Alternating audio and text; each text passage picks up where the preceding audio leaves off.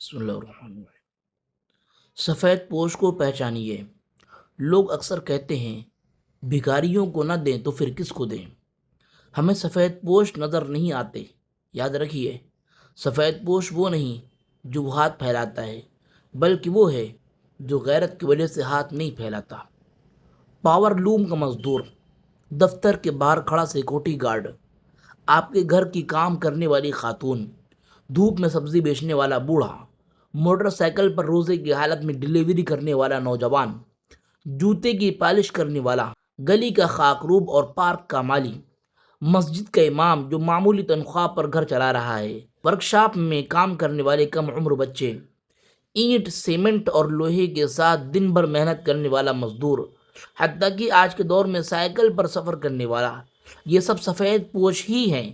غور کیجئے، آپ کے اپنے خاندان، محلے اور جان پہچان میں بھی کئی سفید پوش ہوں گے۔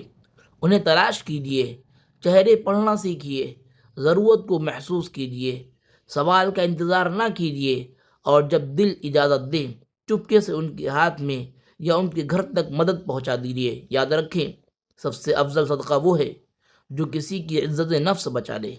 خدمت انسانیت صرف رقم دینے کا نام نہیں، یہ درد کو سمجھنے اور خاموشی سے مرہم رکھنے کا نام ہے۔ جو ہاتھ دیتے ہیں وہی اصل میں بلند ہوتے ہیں۔ کسی کی آنکھ میں آنسو آنے سے پہلے اگر آپ اس کی ضرورت پوری کر دیں تو یہ عبادت سے کم نہیں۔ رمضان ہمیں صرف بھوکا نہیں رہنا سکھاتا، بلکہ دوسروں کی بھوک محسوس کرنا سکھاتا ہے۔ یاد رکھیں، آپ کی دی ہوئی تھوڑی سی مدد کسی کے گھر میں پورے رمضان کی خوشی بن سکتی ہے۔